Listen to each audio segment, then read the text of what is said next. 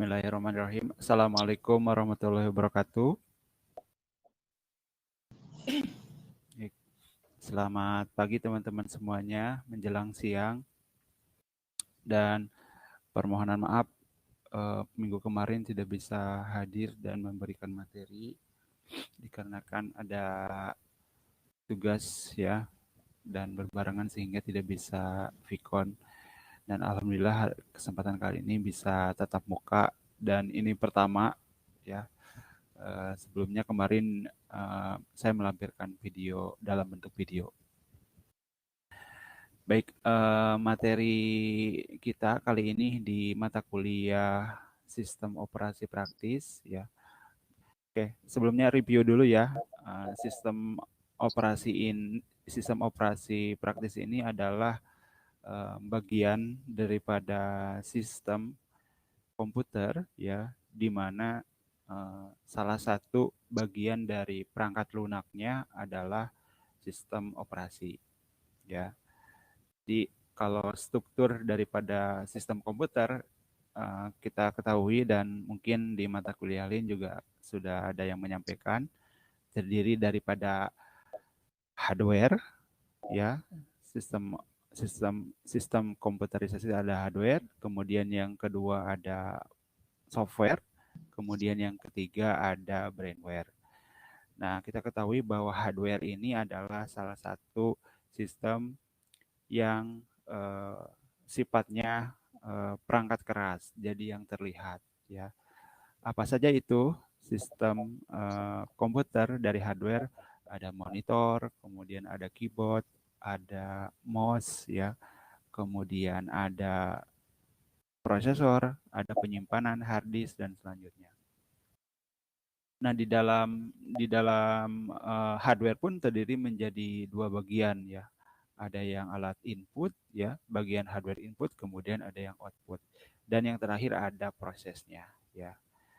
Jadi kalau bagian-bagian input ini adalah bagian yang perangkat keras yang fungsinya adalah untuk memasukkan data, kemudian memasukkan perintah ke dalam komputer.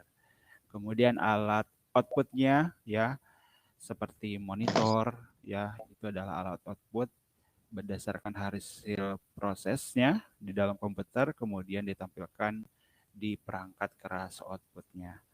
Nah, ditampilkan di dalam desktop, monitor. Nah, kalau di dalam bentuk dokumen itu ada printer. Nah, itu sama saja. Nah, kemudian hardware pun ada prosesnya, yaitu prosesor. Nah, kita sering mengenal di handphone juga sekarang ya, sudah menggunakan prosesor ya, prosesor yang ada di handphone. Di komputer juga sama ya. Jadi ada otaknya, otak yang memproses data-data yang dimasukkan oleh alat input. Ketika kita memasukkan huruf A, huruf B, angka 1, 2, kalimat, kemudian perintah klik, double klik, nah itu kan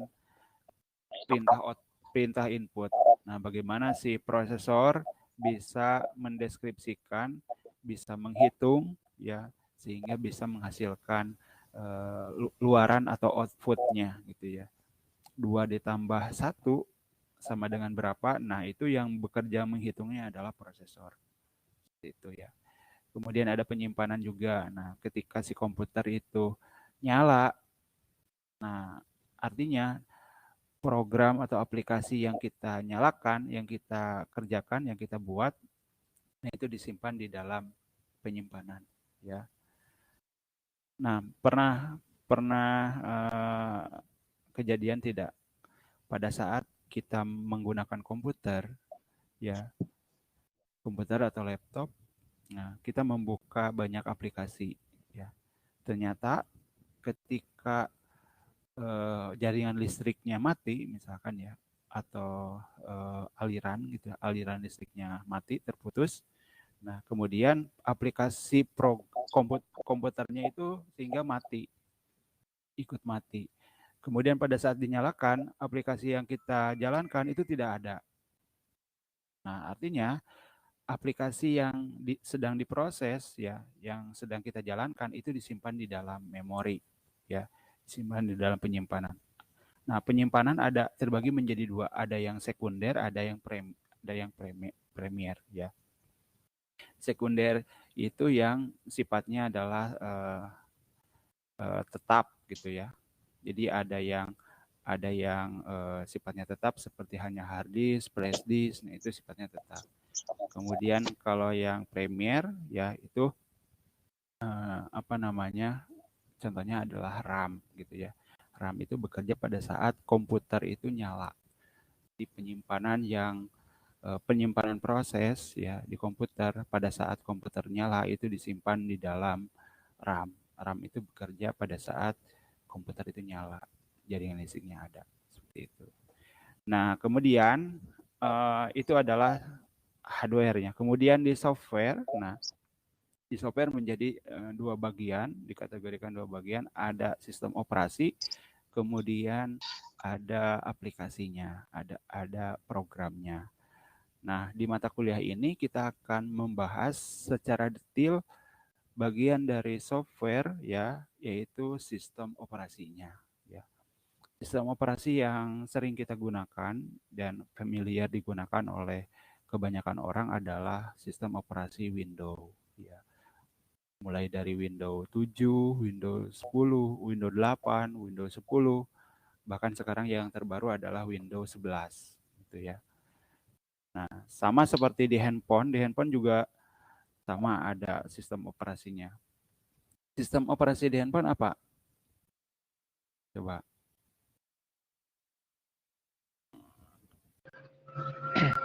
Android.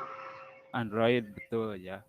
Jadi contohnya yang sering kita gunakan di smartphone kita kebanyakan ya menggunakan Android. Nah, kalau di produk Apple itu ada iOS ya.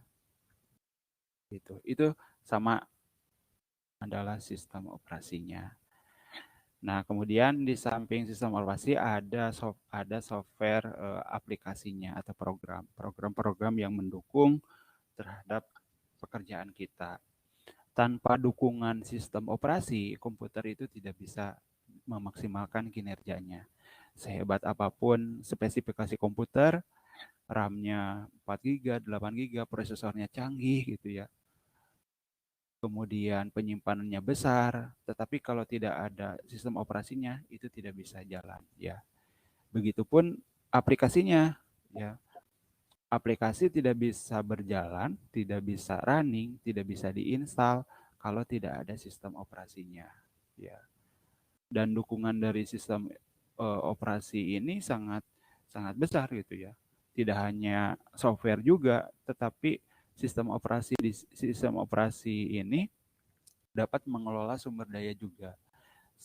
Sumber daya yang dimaksud apa saja? Contohnya adalah hardware ya. Jadi ada dukungan juga ke hardware. Yang bisa mengetahui spesifikasi komputer, nah itu kan supaya terlihat di komputer di desktop itu kan karena ada sistem operasi gitu. Flash disk terbaca atau tidak terbaca atau bagus dan jelek itu karena ada sistem operasinya. Nanti kita perlihatkan di mana sih cara ngecek spesifikasi, kemudian cara mendeteksi bahwa USB itu atau flash disk itu jalan, kemudian ada berapa program yang bekerja di dalam pada saat di komputer dinyalakan, ya persentase proses komputer itu prosesornya berapa. Nah, itu bisa dilihat karena adanya sistem operasi. Itu ya. Nah, selain dari perangkat lunak, ya ada software kemudian sistem operasi, dan yang ketiga adalah sistem komputer adalah brainware, orangnya. Ya, tetap kalau tidak ada yang menggunakan komputer itu tidak akan maksimal. Jadi kenapa komputer itu disebut sistem komputer? Sistem komputer ada tiga, ada hardware, ada software, ada brainware.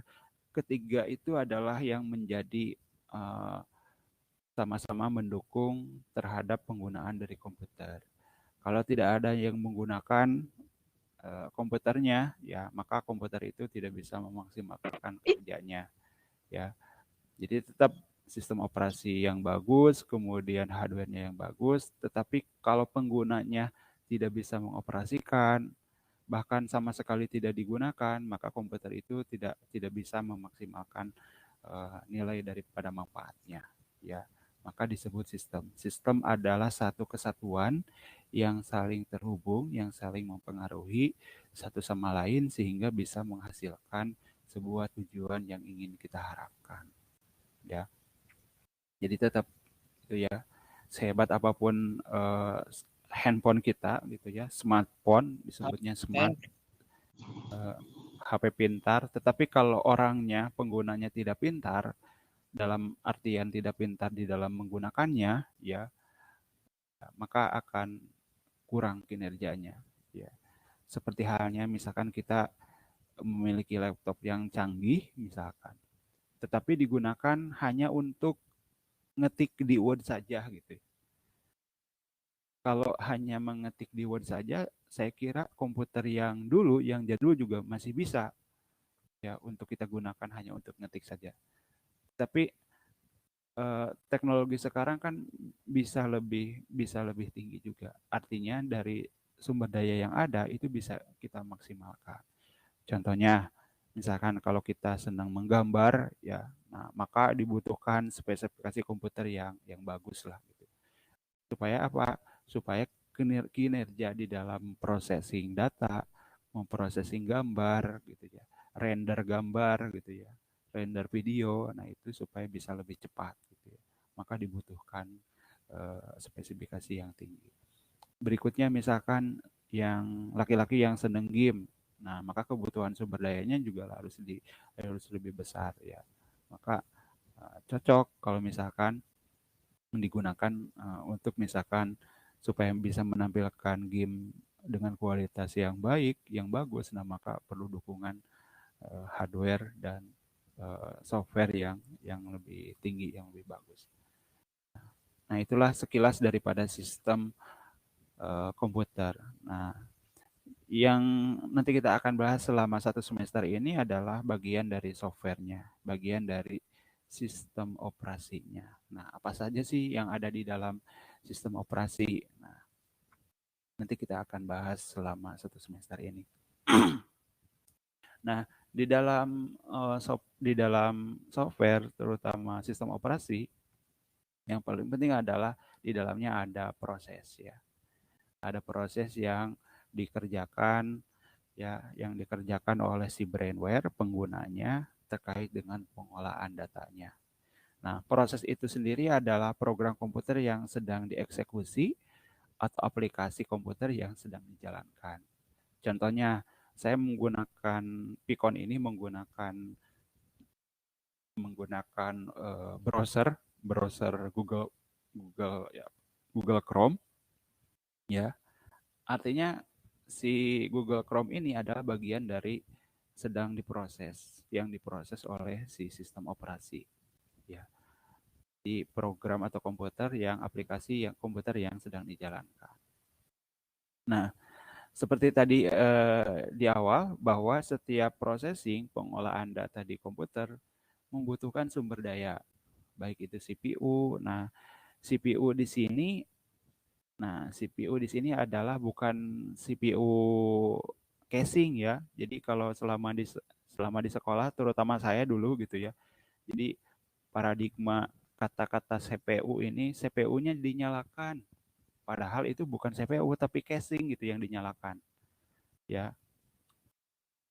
Jadi nyalakan monitor, kemudian CPU-nya. Nah, CPU di sini sebetulnya bukan casing gitu, tapi Central Processing Unit ya. Central Processing Unit di sini adalah prosesornya ya. Jadi bagian pusat ya, bagian pusat yang memproses data itu adalah CPU time. Nah, CPU time di sini adalah prosesornya ya. Jadi waktu memprosesnya berapa gitu ya. CPU time.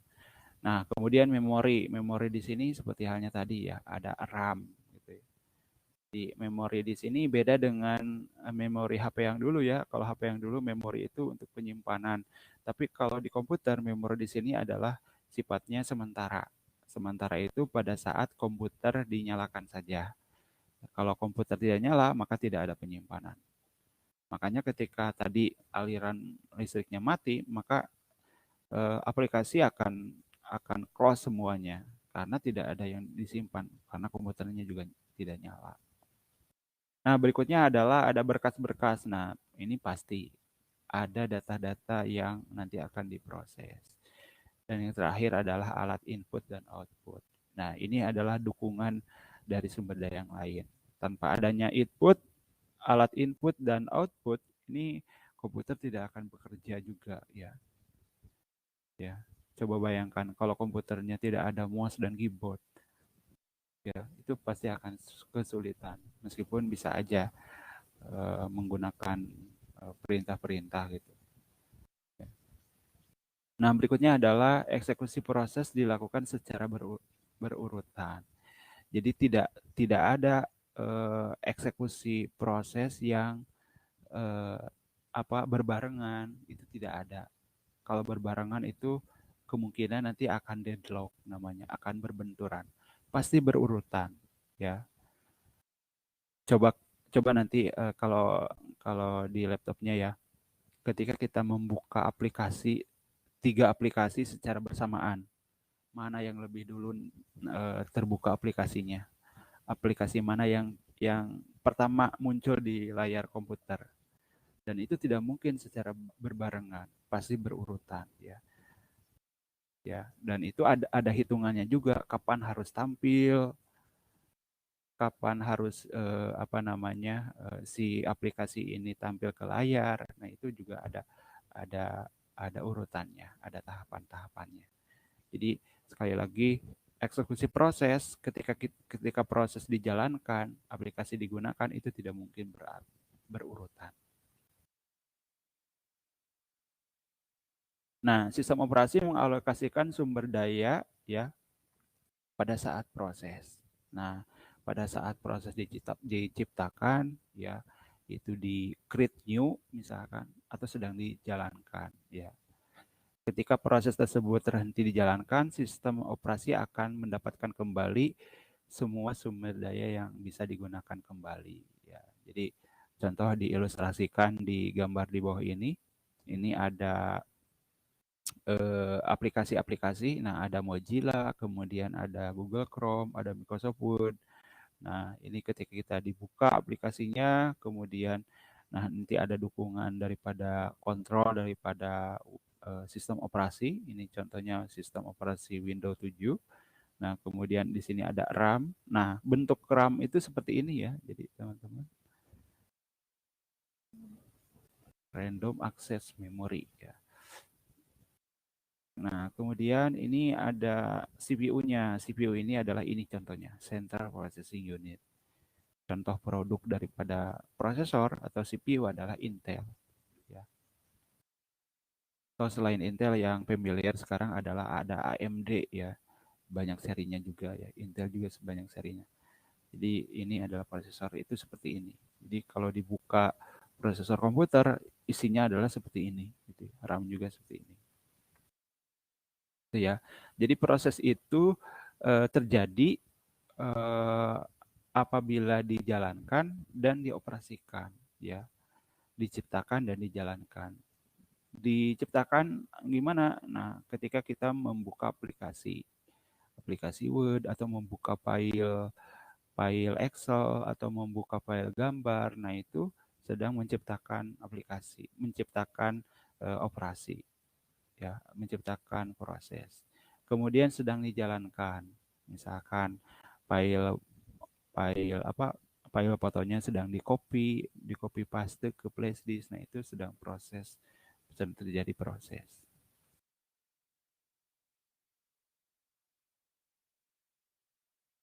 Nah, pada manajemen proses yang terjadi ya, pada processing ini bertanggung jawab atas aktivitas yang berkaitan dengan manajemen proses ya. Nah, apa saja itu? Pertama, proses pada manajemen proses yang terjadi di sistem operasi ya, proses itu bisa menunda dan bisa melanjutkan proses ya. Karena misalkan ya aplikasi yang kita gunakan ya, aplikasi pertama misalkan kapasitas filenya 2 mega. Nah, kapasitas file yang kedua ada contohnya 20 mega. Contoh ya, ada aplikasi yang satu 2 mega, kemudian yang kedua adalah 20 mega. Nah, ini contoh contoh aplikasi atau data apalah ya. Misalkan ini foto atau ya. Foto dengan kapasitas 2 mega kapasitas filenya ya. Kemudian yang kedua ini yang 20 mega adalah aplikasi game misalkan. Aplikasi game. Nah, pada saat dijalankan, aplikasi yang 20 giga ini, yang game ini pertama kali dibuka, di double klik gitu ya. Nah, kemudian yang 2 mega ini yang kapasitasnya kecil gitu ya, 2 mega yang foto, ini kedua dieksekusinya. Ini dieksekusi pertama.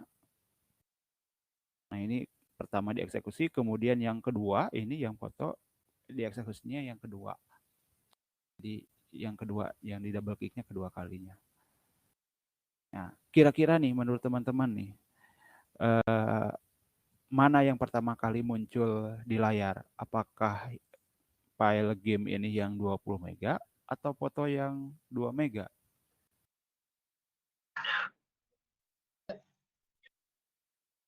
Gimana? Yang pertama apa yang 2 mega? Yang pertama yang 20 mega. Ada yang lain?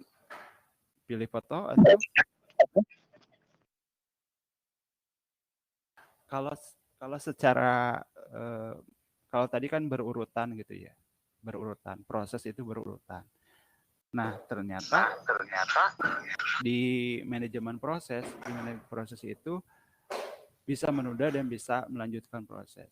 Nah, kalau seandainya aplikasi yang digunakan itu kapasitas yang 20 mega pertama dieksekusi, kemudian yang kedua, yang foto ini 2 mega yang kedua dieksekusinya, maka ini tidak adil. Tidak adil gimana? Ya, kapasitas ini membutuhkan proses yang cukup lama gitu ya. Misalkan. Ini pasti akan membutuhkan CPU time-nya lebih lama daripada foto. Kenapa? Karena kapasitasnya lebih besar daripada foto. Maka, nah sesuai dengan manajemen proses, nah ini bisa ditunda. Bukan ditunda ya, tapi ada proses eksekusi yang bisa ada penjadwalan gitu ya. Nah, di dalam manajemen proses ini salah satunya teknis di dalam menunda dan melanjutkan proses ada penjadwalan di sini ya. Penjadwalan. Nah, kalau seandainya ini apa namanya? Dengan penjadwalan ini, maka ini akan tidak adil gitu ya. Ini membutuhkan waktu misalkan 2 detik, ini membutuhkan waktu 1 menit. Ya, maka ini tidak adil. Nah, di manajemen proses ini bisa ditunda. Ditunda di sini bukan berarti ditunda apa namanya mengeksekusi ini dulu, lalu ini bukan seperti itu ya. Karena tadi kan di awal berurutan itu maksudnya proses dari awal sampai akhir. Ditunda di sini karena adanya penjadwalan. Ya. Jadi ada hitungannya. Nanti hitungannya disimulasikan di pertemuan selanjutnya ya. Jadi ya nanti ada penjadwalan. Kapan kira-kira aplikasi foto ini tampil ya. Padahal kan seharusnya kan kalau 2 mega ini lebih cepat gitu ya. Kenapa harus nunggu yang 20 mega gitu ya, 1 menit. Nanti kita akan bahas di dalam penjadwalan sesi khusus ya. Nah, berikutnya adalah pada manajemen proses pun dapat menyediakan mekanisme untuk proses sinkronisasi prosesnya. Nah, kemudian ada komunikasi, ya, komunikasi antara input dan output, dan yang terakhir dapat menyediakan mekanisme untuk penanganan deadlock. Jadi bentrok. Kalau seandainya bentrok, nah ini pasti akan ditangani, ya, sehingga tidak deadlock, gitu ya. Contohnya misalkan seperti ini. Ketika kita melakukan cetak data, ngeprint gitu ya, ngeprint dokumen ya, printernya satu tapi digunakan oleh 10 orang gitu ya, 10 orang. Nah, karena printernya satu, nah maka terjadi antrian dan penjadwalan. Tidak mungkin bentrok gitu, tidak mungkin deadlock. Jadi deadlock ini adalah bentrok gitu ya. Proses satu dengan proses yang lainnya bentrok ya, dan ini tidak akan terjadi kalau di manajemen proses ya.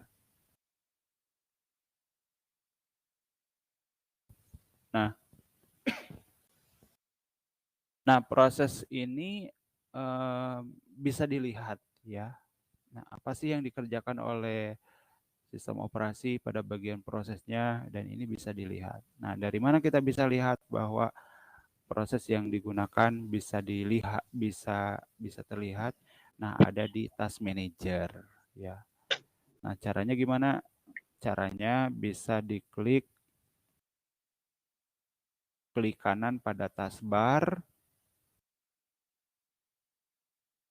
Ini sebentar, saya screenshot dulu ya supaya kelihatan.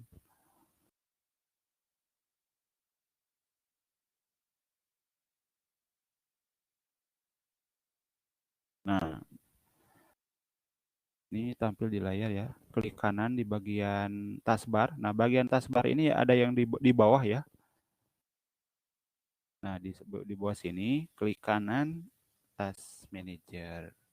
Nah, inilah tampilan daripada proses ya. Proses yang dilakukan CPU apa saja? Nah, di sini ada nama aplikasinya, kemudian CPU-nya. Nah, karena saya gunakan Google Chrome, maka di sini yang paling besar proses CPU-nya ya 14%, 16%. Nah, ini dari Google Chrome karena yang sedang dikerjakan, yang sedang running sekarang pada proses adalah sedang menggunakan Google Chrome. Memori yang dibutuhkan berapa? Nah, memori yang dibutuhkan adalah 480 MB. Nah, kenapa besar? Karena saya sedang menggunakan video ya. Ada input ya yang dilakukan oleh alat input berupa webcam, sehingga ketika dikirimkan ke klien ya diproses dulu oleh sistem, kemudian dikirimkan ke jaringan sehingga bisa tampil di layar Anda, teman-teman. Nah, itu membutuhkan memori yang cukup banyak ya. Situasi kontrol situasi kondisi toleransi. Kemudian ini ada penyimpanannya berapa? Nah, ada 2%. Kemudian jaringannya. Memang Rahman. Situasi, kondisi, dan toleransi. Ini suara siapa?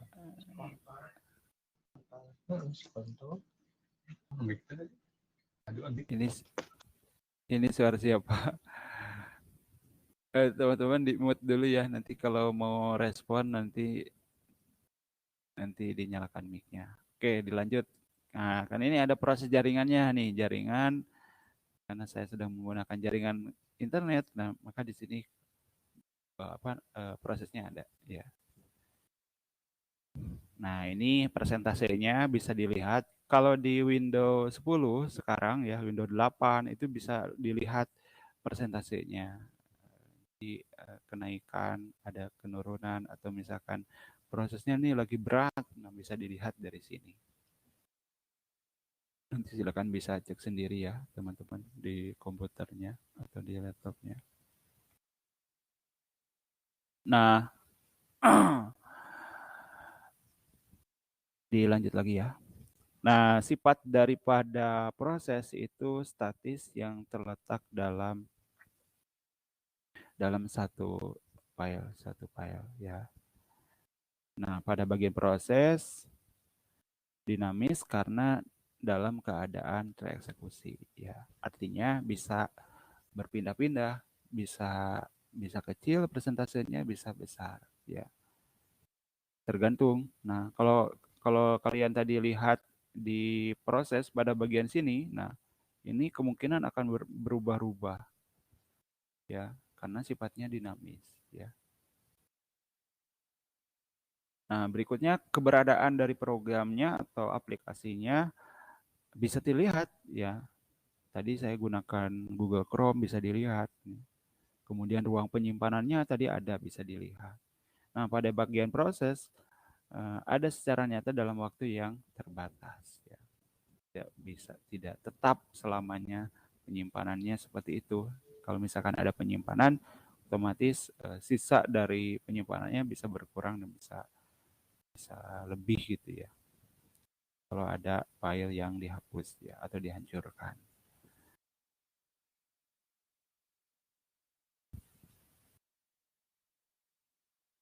Nah, tujuan dari pada sistem operasi pada bagian proses ini adalah dapat mengeksekusi banyak proses secara interlap, selang-seling. Nah, selang-seling artinya tidak berbarengan ya, pasti berurutan. Nah, selang di sini tadi ada yang ditunda, kemudian ada yang dilanjutkan. Agar utilitas prosesor CPU ini prosesor maksimal dan respon time yang CPU time ini setiap proses masih bisa diterima. Artinya dapat di manage ya. Kapan seperti tadi ya, kapan aplikasi ini bisa dieksekusi, bisa diproses. Nah, ini dengan tujuan daripada manajemen proses. Menyediakan resource layanan bagi setiap proses ya. Dan mendukung antar komunikasi pencipta proses baru ya.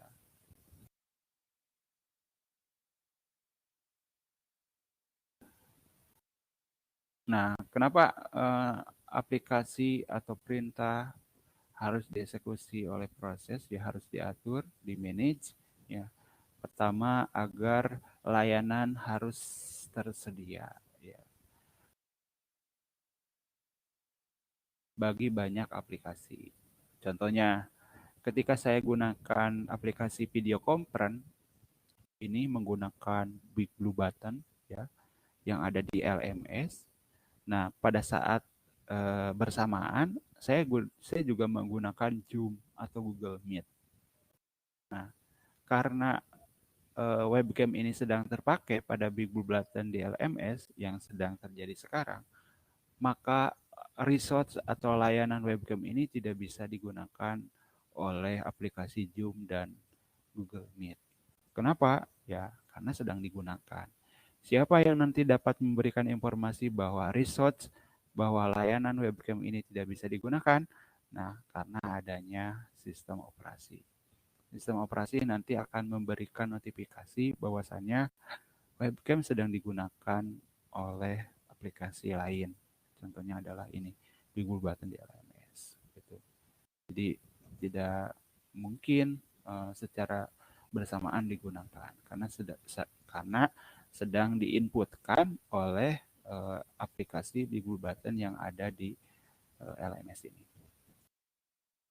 Nah, berikutnya agar proses dapat digunakan oleh banyak aplikasi secara bergantian. Ya, artinya ini ada penjadwalan ya. Kalau aplikasi sudah dijalankan, sudah selesai, maka resource atau proses yang sedang berjalan nanti akan bergantian. Aplikasi printer sudah selesai dijalankan, di print, ya maka secara otomatis yang belum dieksekusi nanti akan bisa dieksekusi kalau sudah selesai. Jadi intinya bergantian, menghindari kejadian deadlock yang tadi. Nah, berikutnya agar proses dan input output device, alat input dan output dapat digunakan secara efisien. Seperti tadi ini webcam, alat input webcam yang dikirimkan itu dapat digunakan secara efisien karena adanya eksekusi pengaturan manajemen proses di sistem operasi. Nah, ini. Nah, hubungan proses dan sistem operasi adalah yang tadi menjadwalkan, kemudian mengirimkan proses, instruksi-instruksi untuk dieksekusi oleh prosesor, ya. Jadi ada penjadwalannya. Nah, berikutnya sistem operasi mengalokasikan sumber daya untuk proses. Kalau seandainya webcam ini sudah tidak digunakan, maka sistem operasi dapat mengalokasikan untuk Google Meet, untuk Zoom, ya, tergantung nanti di eksekusinya seperti apa. Nah, sesuai dengan penjadwalan, kembali lagi ke sini. Jadi ada jadwal processing gitu ya. Ya, jadi bagian dari sistem operasi hanya memfasilitasi saja, mengalokasikan saja ya sumber daya baik alat input dan output untuk digunakan pada saat processing. Inilah hubungan daripada proses dan sistem operasi.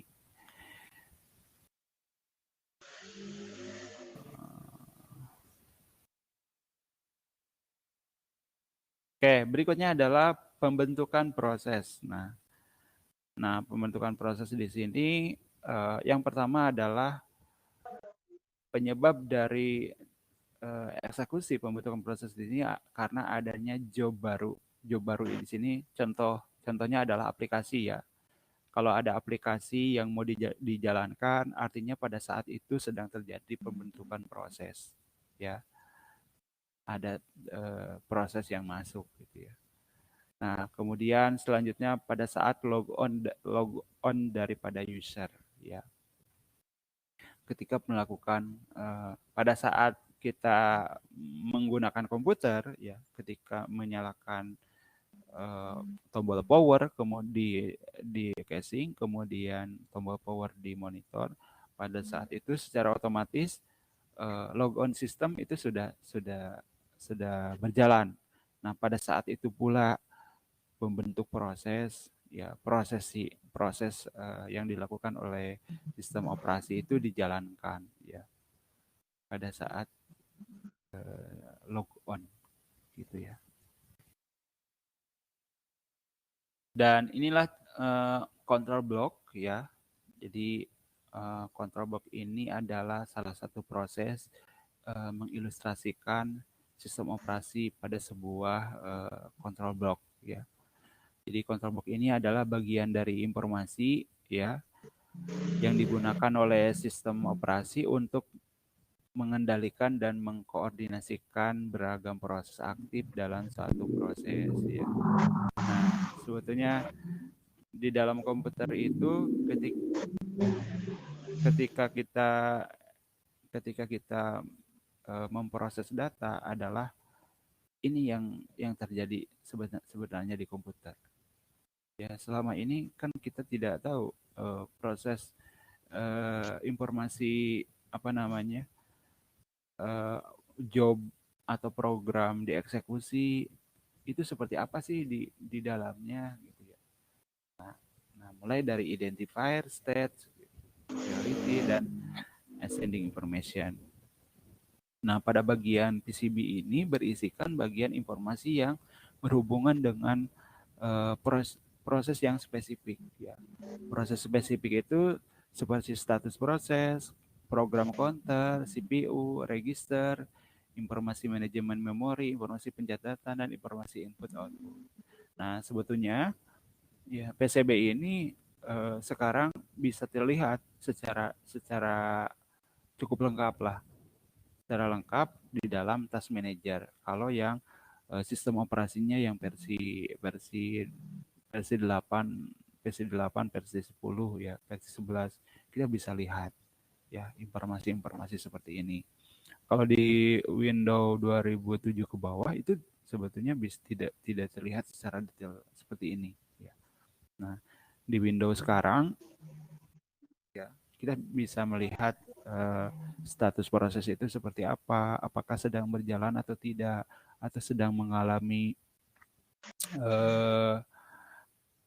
apa error atau tidak. Nah, itu bisa dilihat di task manager ya. Di task manager.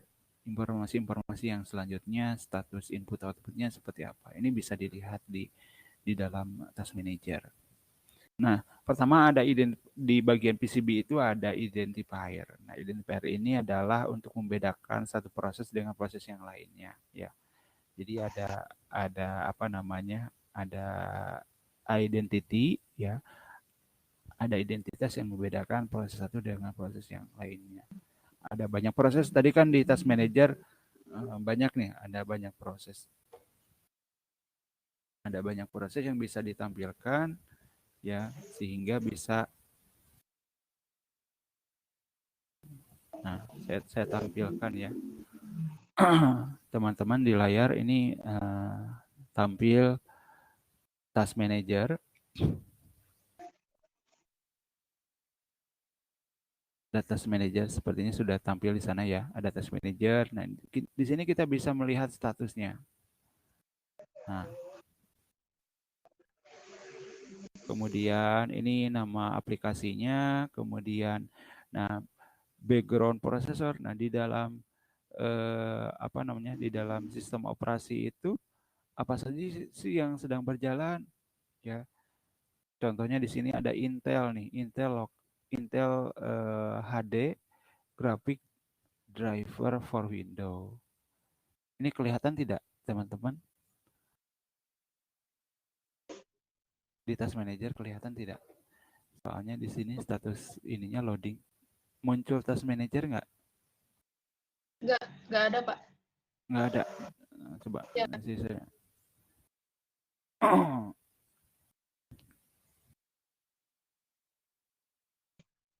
Oke, Task Manager. Saya buka Task Manager ya. Nah, kelihatan ya, ada Task Manager ya. Kelihatan. Nah, yang dimaksud identifier adalah identity daripada proses, membedakan proses satu dan proses yang lainnya. Nah, bisa dikategorikan seperti ini. Kalau di Windows yang sekarang itu bisa dikategorikan mana yang aplikasi, mana yang background prosesor, prosesnya di dalamnya itu seperti apa. Nah, ini ada dua. Nah, yang pertama di sini aplikasi. Nah, aplikasi yang saya gunakan yang sedang running sekarang adalah ada Word PDF, kemudian ada Windows Explorer, Telegram, kemudian ada stick note, ya, snipping, nah, kemudian ada Google Chrome. Nah, inilah aplikasi-aplikasi yang tadi ya membedakan identifier proses-prosesnya adalah ini. Ya. Kemudian, nah yang tadi sifat daripada apa namanya proses ya itu dinamis ya, tidak tetap. Nah, kenapa tidak tetap? Ya, karena bisa berubah-ubah. Nah, contoh ini nih prosesnya ya. Proses di CPU, di proses itu berubah-ubah. Ada 34%, 29%. Nah, ini tergantung ya.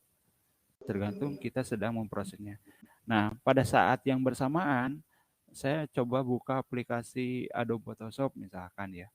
Atau apa aplikasi yang lain lah, misalkan aplikasi Excel. Nah, kemungkinan ini CPU akan bertambah persentasenya, ya, karena ada tambahan proses yang dilakukan oleh si prosesornya, ya, ada tambahan. Memorinya juga kemungkinan nanti akan bertambah, bukan 80%, ya, persentase penyimpanannya. Disknya juga sama yang lain-lainnya. Nah, tadi terkait dengan identifier ya, ini ada aplikasi, kemudian nah bagian proses ya bisa dilihat di sini. Nah, inilah proses yang dilakukan oleh sistem background proses ya dengan dukungan aplikasi yang sedang running di sini. Nah, di dalamnya ada ini nih ya. Misalkan di sini ada Google Chrome. Google Chrome ini ada 11 tab ya. Nah, ternyata di dalam aplikasi Google Chrome ini ada dukungan background prosesnya. Nah, di sini ada terlihat. Bisa dilihat ya, ini ada 11, kemudian ada Epson, ini untuk printernya ya. Nah, kemudian ada ada window proses juga. Nah, ini di bagian sistem operasinya. Ada misalkan untuk menampilkan apa? Contohnya waktu misalkan. Nah, cara cara melihatnya di sini ada service host window, update, window temp. Nah, di sini ada service di sini ada di layanan-layanan yang ada di dalam window. Nah, supaya lebih lengkap ada di bagian sini nih. Nah inilah layanan-layanan sistem operasi ya yang sedang berjalan ya. Ini statusnya ada yang running, ada yang tidak. Kalau yang tidak berarti ini tidak running. Karena pada yang sedang diproses sekarang tidak membutuhkan layanan-layanan ini. Ini banyak sekali layanannya ya, teman-teman. Ini kalau dipelajari lebih detail ini nggak akan cukup ya. Seperti halnya misalkan WiFi. Nah, kenapa sih WiFi di laptop tidak muncul misalkan? Padahal driver daripada WiFi-nya sudah diinstal ya. Nah, ini kenapa sih tidak muncul? Nah, itu yang pertama. Kemudian yang kedua, WiFi-nya sudah muncul, tetapi SSID access point-nya nggak ada gitu. Kalau tethering lah, kalau di handphone itu kan tetheringnya sudah diaktifkan, tetapi tidak muncul di handphone yang lain. SSID-nya, SSID itu nama jaringannya ya. Nah, SSID-nya nggak muncul. Nah, kemungkinan layanan-layanannya itu belum running kalau di komputer. Nah, maka bisa dicek di service prosesor di proses sistem operasinya di sini.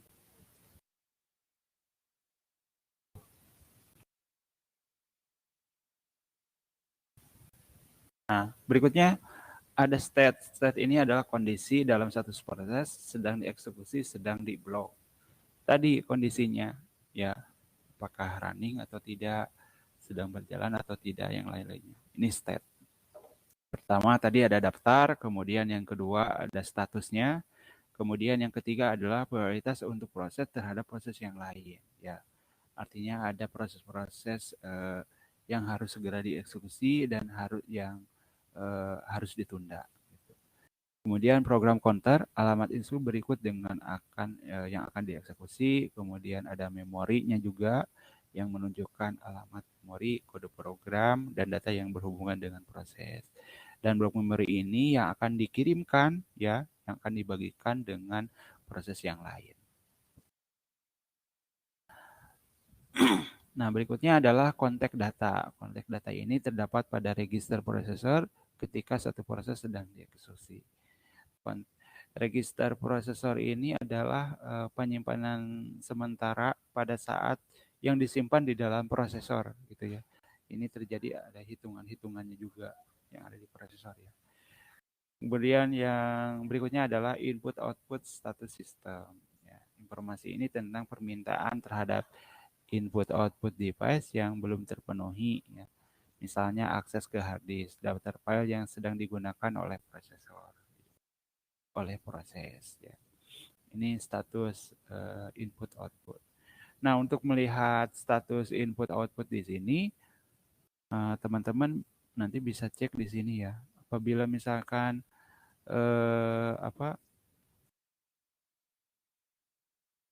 mouse-nya tidak nyala misalkan atau keyboard-nya tidak nyala, kemudian flash disk-nya tidak berfungsi. Nah, itu input output-nya dicek ya. USB-nya jalan atau tidak, kemudian mic-nya jalan atau tidak. Ini sudah tampil belum?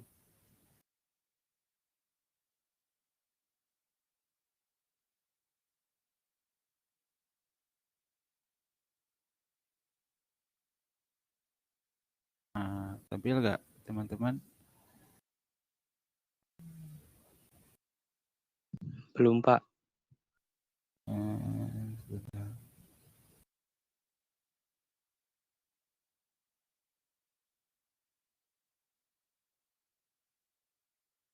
Nah, tampil ya. Sini. Tampil ya. Ada? Ada. Nah, teman-teman di komputer, di My Komputer, klik kanan, kemudian Manage. Ya, Manage. Bentar. Ini belum muncul.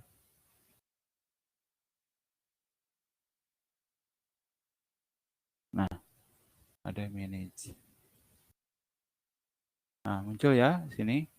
Ada komputer manajemen. Nah, komputer manajemen ini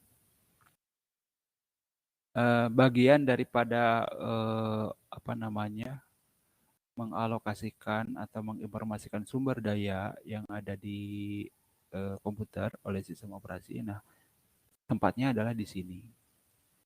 Nah, kita masuk ke Disk Manager, Device Manager. Nah, inilah daftar alat input dan output ya, yang tadi saya katakan adalah di sini ya.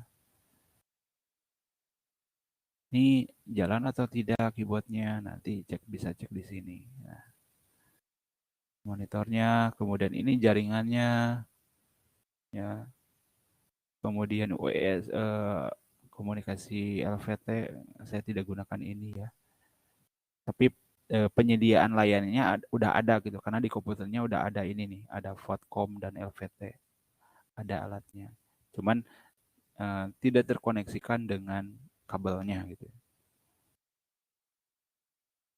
Nah ini, nah di sini ada di bagian sound, di bagian sound itu ada Intel, ada NYK Nemsys, mic, kemudian Realtek.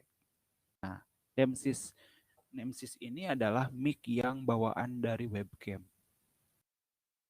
Ya, terlihat ya teman-teman. Jadi kalau webcamnya dicabut USB-nya, maka ini akan hilang gitu ya. Ya, pasti akan hilang karena tidak karena tidak digunakan. Nemsys ya. Kemudian storage. Kemudian ini USB-nya. Tuh. Nah, di sini di komputer manajemen. Tas ya.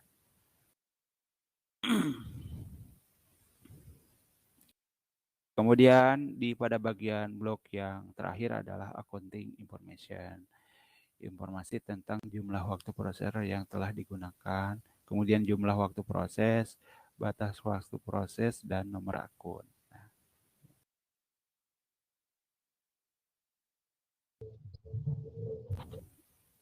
Nah, berikutnya adalah penghancuran proses. Kalau tadi pembentuk proses ya. Nah, penghancur proses itu seperti apa? Nah, penghancur proses ini melibatkan pembebasan proses dari sistem ya. Kenapa sih harus dihancurkan prosesnya gitu? Ya. Jadi ada sebabnya juga gitu. Ada terminasi atau terminasi ya gitu. Jadi pertama karena sumber daya ya. Ya. Sumber daya yang dipakai dikembalikan ya. Artinya dikembalikan lagi ke awal ya, dihancurkan, dinonaktifkan lagi gitu. Proses yang dihancurkan dari senarai atau dari table system ya. Kemudian PCB dihapus dari ruang memori PCB dikembalikan ke full memori. Artinya kejadian penghancur proses ini adalah yang terjadinya adalah seperti ini. Ya.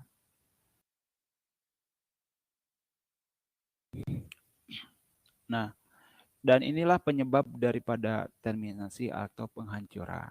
Ya, contoh proses telah selesai secara normal dengan cara close atau log off atau turn on.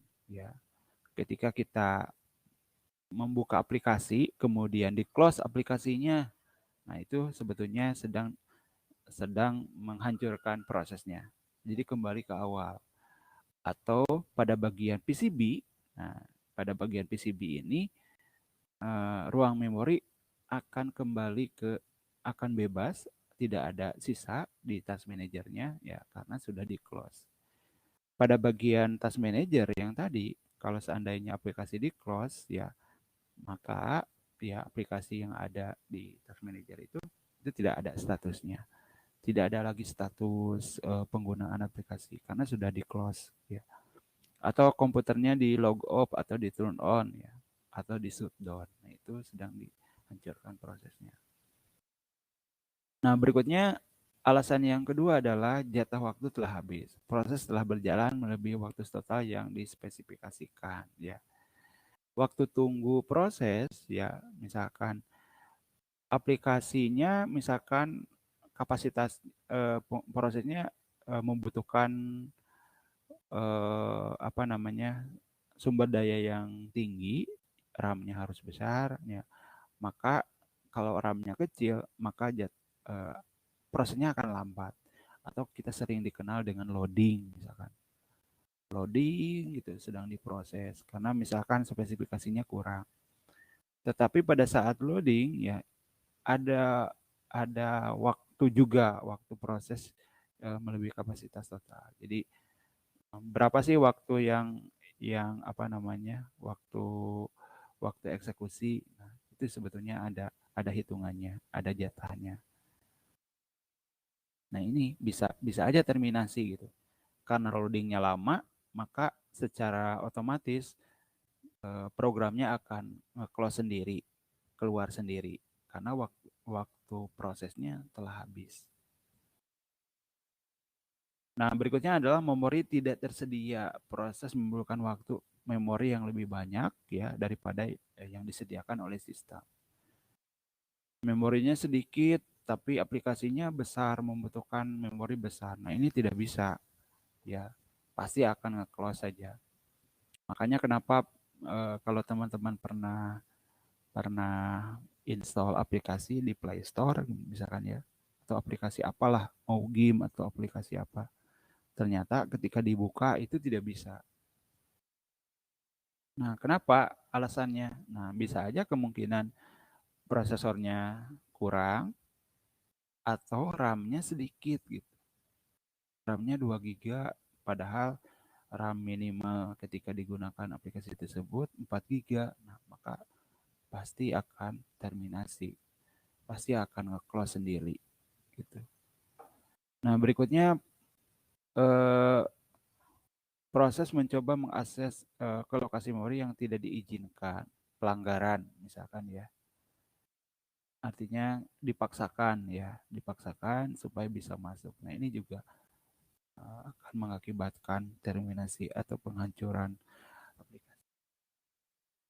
Nah, berikutnya terjadinya kesalahan karena pelanggaran proteksi. Proses berusaha menggunakan sumber daya atau file yang tidak diizinkan atau dipakai. Nah, ini dipaksakan. Sudah tidak diizinkan dan dipaksakan. Nah, ini pasti akan nge-close sendiri gitu. Ya. Seperti menulis file read memory ya. Jadi file itu teman-teman ada yang bisa dibaca ya, read only, ada yang read write ya. Read write itu bisa dibaca, bisa ditulis. Ada yang read ada dua ya. Ada read only, ada read write. Ya. Kalau read only mah hanya dibaca saja, tidak bisa diedit itu aplikasinya, tidak bisa di update, read only. Nah, kalau read write itu bisa digunakan, bisa dikembangkan, bisa diubah.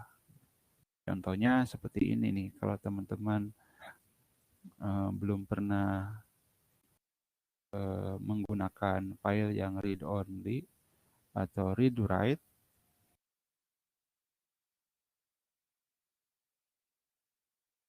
nah tampil gak di layar?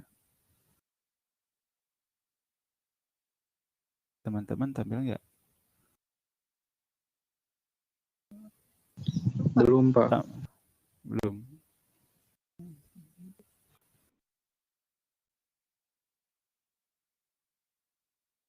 Nah, tampil ya. Nah, ini salah satu contoh read write. Jadi ini aplikasi makalah Word ya. Klik kanan, kemudian properties, Nah, secara otomatis aplikasi Microsoft Word itu bisa ditulis kemudian bisa dibaca. Ya. Makanya kita kan bisa mengupdate, bisa melanjutkan lagi ngetik makalahnya, laporannya secara otomatis. Ya, bisa dibuka lagi file Word-nya, dilanjutkan lagi pekerjaannya. Nah, itu read write secara otomatis. Tetapi pada saat waktu tertentu file makalah ini hanya bisa dilihat saja. Nah, caranya adalah di sini nih. Jadi klik kanan, kemudian properties, ada read only saja. Jadi cukup hanya dibaca saja. Ya, ini statusnya, ini hanya read only. Kemudian hidden, nah apabila aplikasinya filenya mau dihilangkan karena dihilangkan sementara, di hide gitu ya, karena menjaga kerahasiaan. Ya, maka di hide. Ada read, ada hide. Nanti silakan coba ya. Itu salah satu contoh read write dan read only. Nah, berikutnya adalah terjadinya kesalahan aritmatika. Proses mencoba perhitungan terlarang seperti pembagian dengan 0 atau mencoba menyimpan angka yang lebih besar daripada yang diakomodasi oleh perangkat keras. ada kesalahan perhitungan ya. Proses yang terjadi di komputer itu sebetulnya adalah hitungan semuanya. Jadi kalau di komputer itu ada sistem bilangan ya. Nih nanti teman-teman dapatkan sistem bilangan ini di struktur data ataupun di PPDE atau di mata kuliah organisasi komputer. Nah, itu sebetulnya nanti mungkin disampaikan di mata kuliah tersebut. Nah, sebetulnya proses yang terjadi di komputer itu adalah hitungan semuanya. Baik ketika kita mengetik huruf A, huruf B, huruf C, ya, atau kalimat, STEMIC DCI, Kota Tasikmalaya, atau klik kanan, copy paste. Nah, sebetulnya itu adalah hitungan. Ya. Kenapa bisa hitungan? Nah, komputer itu tidak mengenal kan kalau istilah dari komputer kan compute. Artinya kan kalau bahasa istilahnya kan hitungan, ya. Calculate gitu, kalkulator, hitungan semuanya. Jadi komputer tidak mengenal huruf, kalimat, perintah itu sebetulnya tidak mengenal. Komputer hanya mengenal perhitungan saja. Tetapi bagaimana dari apa yang kita inputkan, baik klik kanan, klik kiri, drag, atau menginputkan huruf, SNMIC DCI, sebetulnya di komputer itu adalah hitungan-hitungan. Huruf A itu angkanya berapa sih di komputer gitu. Huruf C itu DCI itu sebetulnya nanti hurufnya angkanya apa saja sih gitu. Ada penambahan apa sih gitu. Ya. Jadi itu ada hitungan gitu. Nah, contohnya adalah ada kita mungkin teman-teman di SMA-nya belum disampaikan ya terkait dengan sistem bilangan. Yang sering digunakan kan bilangan itu bilangan desimal, bilangan real gitu. Yang angka 1, 2, 3, 0 sampai 9. Nah, sebetulnya kita di sekolah kita mengenal desimal dan real, ada koma. Tapi sebetulnya di sistem bilangan itu ada bilangan biner yang digitnya ada 2, 1 dan 0. Kemudian ada oktal ya, kemudian ada heksadesimal gitu ya. Heksadesimal itu seperti apa sih oktal? Nanti disampaikan di mata kuliah yang tadi gitu ya. Jadi mengkonversi dari huruf A ya, huruf A. Nah, tampil diproses di komputer oleh prosesor itu angka berapa. Nah, ketika diproses ditampilkan lagi, dideskripsikan lagi ke huruf A lagi sehingga bisa tampil huruf A di komputer.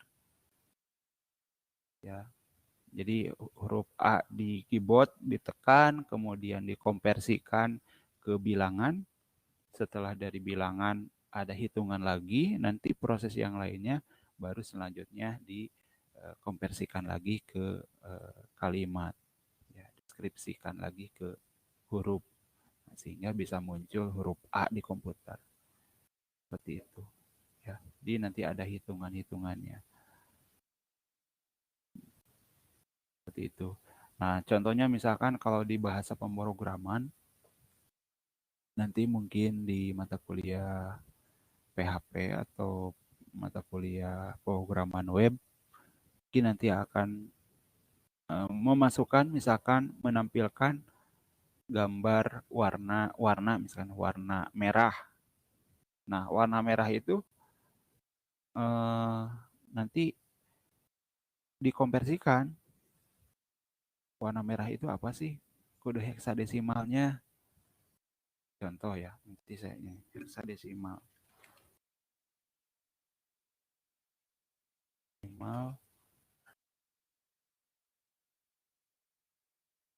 Nah, ini bentar, saya tampilkan ya.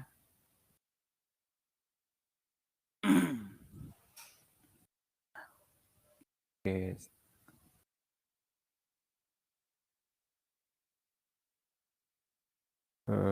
Nah, ini nih. Teman-teman tampil gak di layar?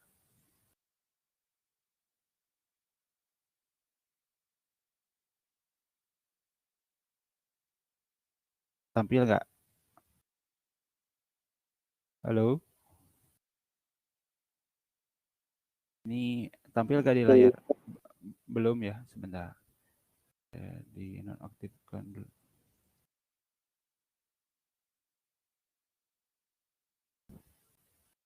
Nah, tampil ya.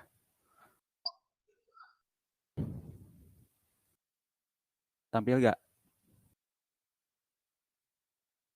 Tampil, Pak. Sudah. Tampil. Oke. Nah, ini adalah bilangan heksadesimal.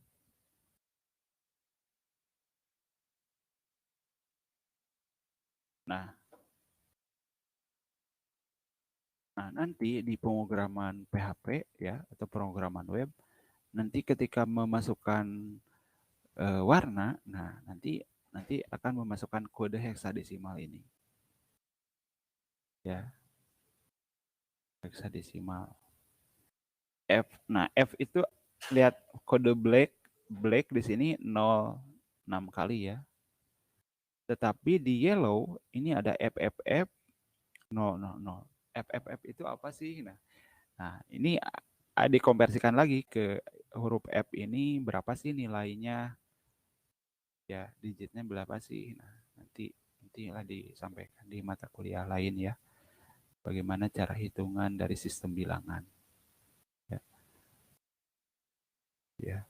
Kalau bahasa kita kan kalau black bisa aja black, kemudian green untuk hijau, kemudian untuk biru blue. Nah, tetapi di komputer pada dasarnya adalah hitungan. Hitungan itu apa? Nah, ada heksadesimal, ada oktadesimal, kemudian ada biner dan yang lain-lainnya.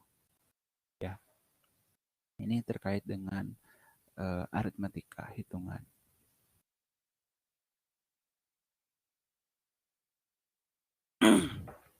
Nah, berikutnya ini waktu telah kadaluarsa yang tadi ya, kemudian kegagalan input dan output. Ya, tidak dapat menemukan file yang dicari, ya. Kemudian gagal membaca dan menulis yang tadi read write ya. Akibatnya bad sector data dari printer. Nah, itulah materi dari proses ya yang ada di sistem operasi teman-teman. baik dari tadi mulai dari penciptaan file, kemudian dari pemrosesan filenya, kemudian sampai terminasinya, penghancuran ya. Ada yang ditanyakan tidak? Silakan teman-teman. Terkait dengan proses sistem pada sistem operasi. Nah, silakan, ada yang ditanyakan tidak?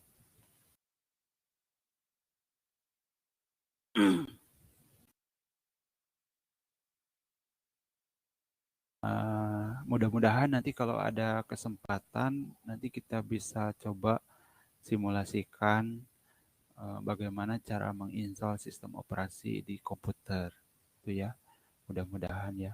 Kalau ada kesempatannya nanti berkunjung ke tempat kerja gitu ya.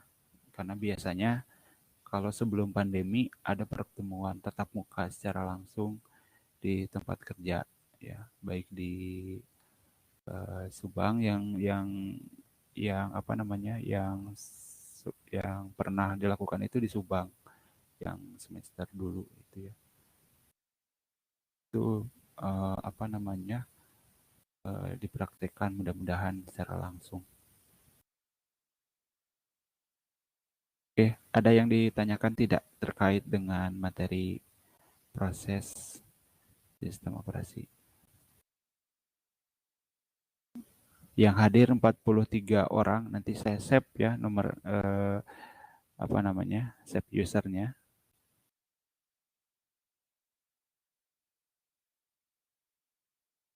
Nah, tapi tadi ada yang ikut ya, jadi nggak bisa di save nih. Mudah-mudahan nanti bisa apa namanya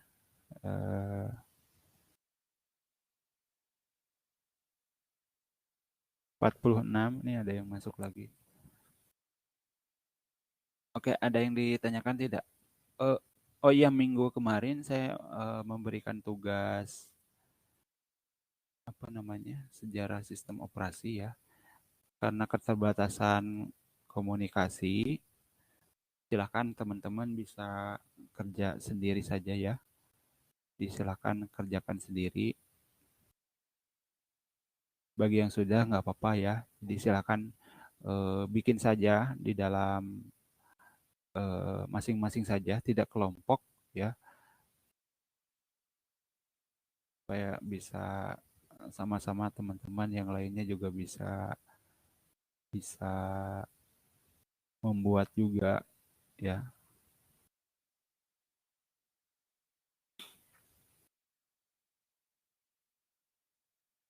Oke, nanti absennya setelah ini 10 menit saya buka di LMS ya. Jadi yang ikut teman-teman silahkan nanti bisa absen ulang lagi di LMS supaya bisa tercatat karena ada banyak yang ikut juga nih.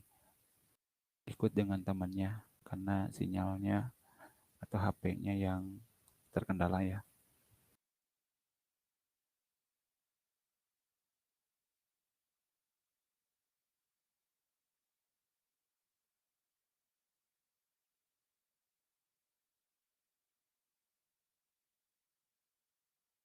Nah, bagi teman-teman yang sudah mengumpulkan tugas kelompok, silakan anggotanya bisa mengirimkan juga ya.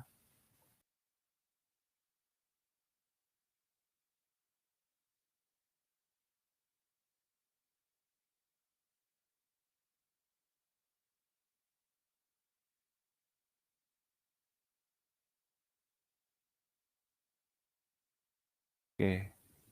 Dikirimkannya masing-masing ya.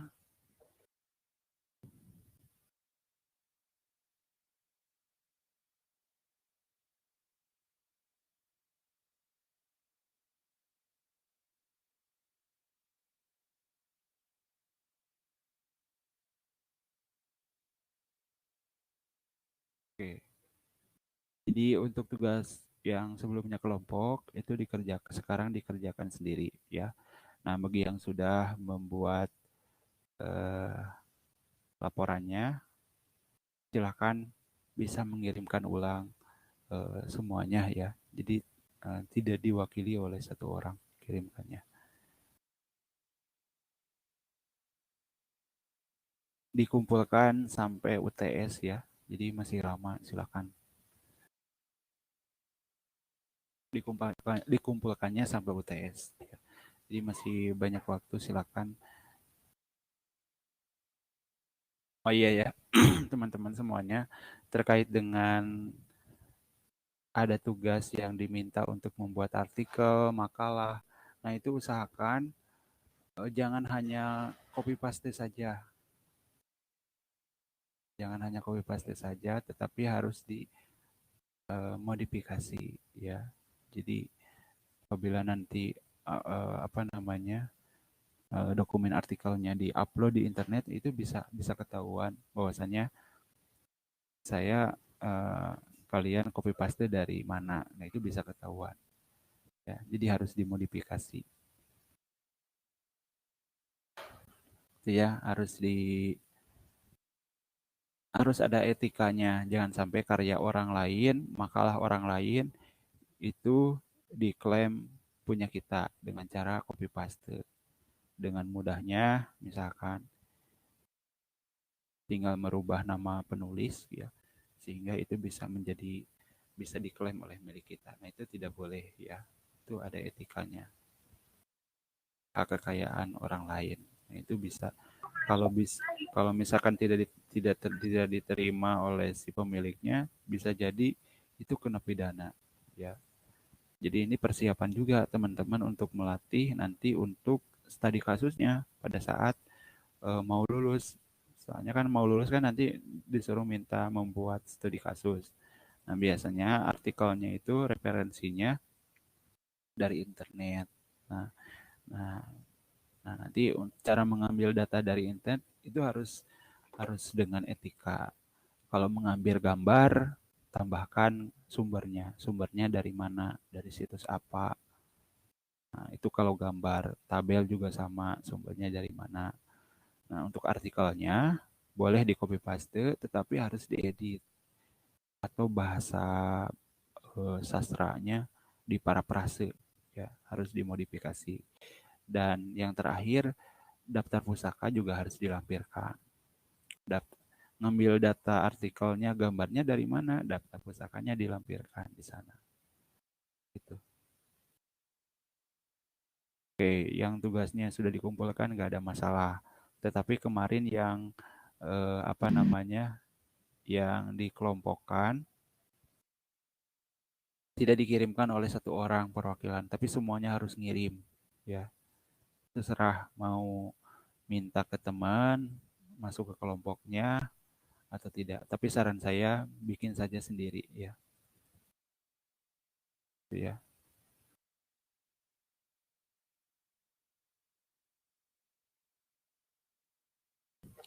Oke, ada lagi tak teman-teman semuanya? Cukup ya.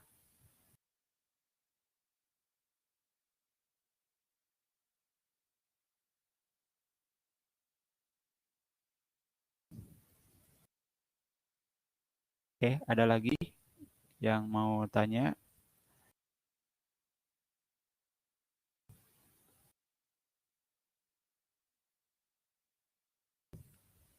Oke, sepertinya tidak ada lagi ya teman-teman semuanya. Baik, demikian teman-teman ya yang bisa disampaikan terkait dengan materi processing pada sistem operasi. Ya, insya Allah nanti minggu depan kita lanjut di materi berikutnya. Ya, nanti silakan setelah ini absen ya di LMS.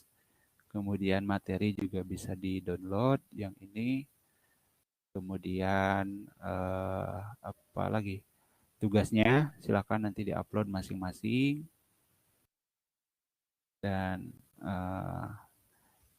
rekaman nanti insya Allah rekamannya ini direkam dan insya Allah nanti akan dilampirkan juga di LMS. Silakan bisa di-review kembali apabila nanti mau melihat kembali. Baik teman-teman, demikian Ya, mohon maaf bila ada kekurangan. Terima kasih. Wassalamualaikum warahmatullahi wabarakatuh. Waalaikumsalam warahmatullahi wabarakatuh. Waalaikumsalam Waalaikumsalam warahmatullahi wabarakatuh.